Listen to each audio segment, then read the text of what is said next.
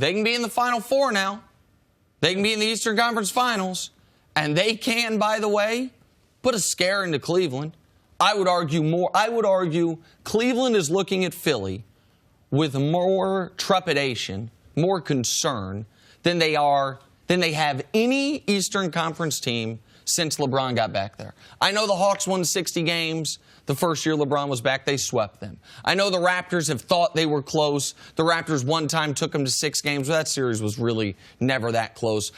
Cleveland was clearly never worried about Boston last year. They said, Boston, take the 1 seed. Go ahead. We'll steal it back in game 1 of the series. Philly's dangerous.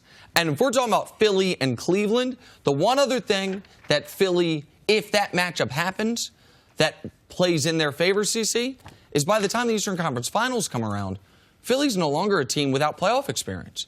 They'd be a team with a bunch of guys with 2 rounds of playoff experience. Like, if you make the playoffs one year and get bounced in the first round, the next year we say, oh, you've got playoff experience because you played 5 games. If Philly gets to the Eastern Conference Finals, they will have played 10, 11, 12 playoff games. I still think Cleveland is the drastic favorite in the East. But as I've been saying for the better part of a month, if you tell me Cleveland doesn't make the finals, who does? My answer is the Philadelphia 76ers. How far can they go? They're one of the best teams in the East. You got Toronto, Cleveland, and Philadelphia, in no particular order. How will Joel Embiid come back? How will he be with contact? We talked about the Denver-Minnesota game. Now, Joel Embiid couldn't have played in that game. That game was too physical for him to go in there with a facial fracture.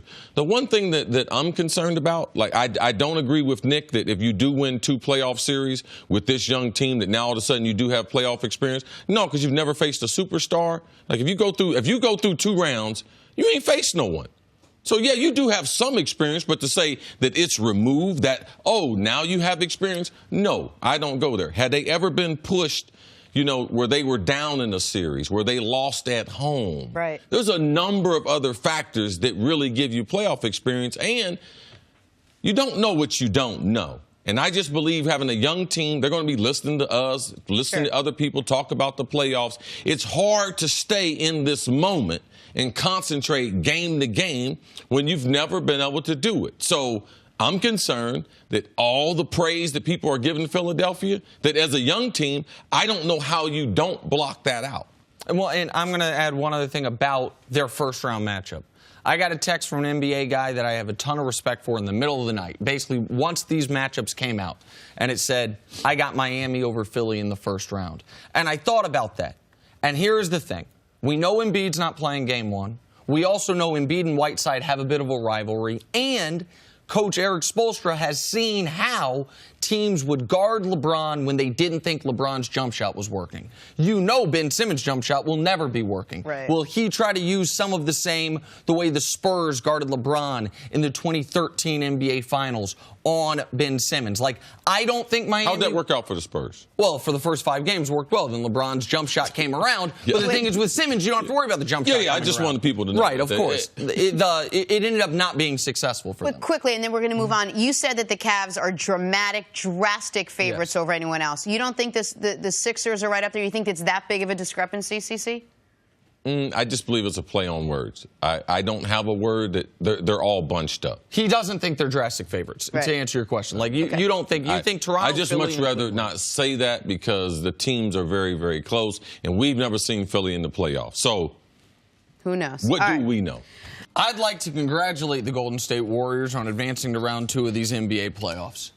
Because I said a few weeks ago, I don't care if Steph's there for round 1. A team with KD, Clay, and Draymond is not losing in round 1.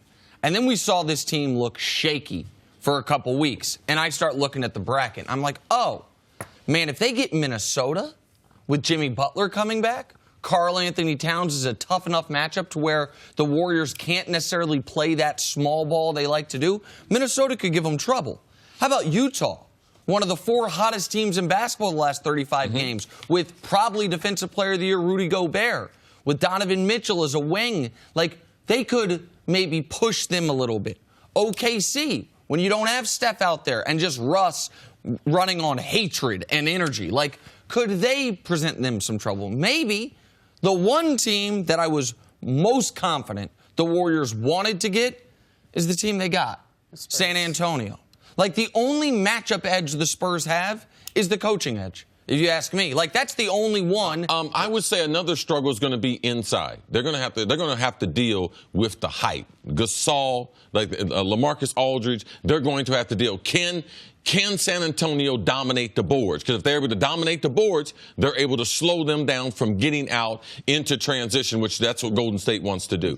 However, I agree with you there, C, but the one thing the Spurs don't have that the Pelicans had, that the Blazers had, that the Thunder had, that the Jazz had, is a perimeter player that scares you. A perimeter player that can take advantage of Quinn Cook being out there. A perimeter player that can punish you because you don't have Steph Curry to match him. DeJounte Murray is not scaring anyone. Tony Parker at this point in his career is not scaring anyone. So if the Warriors could have said, if they could have set the bracket the way they wanted it, what they would have said is Spurs in round 1, and then if we could choose round 2, Blazers-Pelicans winner works for us. A few weeks ago, I was certain they wouldn't have any trouble in round 1. Right. Then I had to look at the evidence from the last few weeks. I was like, oh, they get Minnesota. Maybe there could be some problems. I don't see any way the San Antonio Spurs do more than win one basketball game in this series. Not without Kawhi, and we know Kawhi's not coming back. Okay, well, one of the players that we are going to all be focused on is the guy over your shoulder, CC, and that's Kevin Durant, who was shaky at best coming down the stretch, where a lot of people said, well, when Steph's out, you'll look to KD as your leader, and he'll step up, and he'll sort of guide this team and motivate and put the points up and keep them in it. He hasn't done that. How much now does KD have to prove heading into this first round against the Spurs? Well, you're in the playoffs now. You're talking about this is where legacies are made, not in the last 12 games. To think Kevin Durant he played bad down the stretch, it wasn't that he played bad. It's just he wasn't the type of leader that people wanted. People thought the offense was going to run through him. But you can't change the system in Golden State. That's not his fault. Kevin Durant is the second best player in the world. That's what you'll see in the playoffs. You talking about matchups? Who do they have going to be able to take him out of his game? Right. No one. All right, he is one of the most prolific scorers that we have ever seen. You talk about Kevin Durant, what did he say about LeBron? LeBron likes to work on his body. I like working on my shot. Kevin Durant, him and James Harden will probably be the most offensively in the first round of the playoffs. Those are the guys that present the most matchups against you. Like, I guarantee you, Kevin Durant will take the initiative to the offense. He knows what's at stake. So, and Kawhi not being there, like, they don't have the answer for KD. I expect KD to be, until Steph comes back, to take on, because you've had time to look at it, you've had time to think about it, and you're playing for everything. You can get eliminated. So I don't believe that's going to be a problem. And I believe that Steve Kerr will come up with an offensive system that will get KD involved, and they will try to get in transition. Thanks for watching. Subscribe here to get the latest from the show. Also, be sure to check out more of the best clips from First Things First, or go watch a few segments from our other shows on FS1.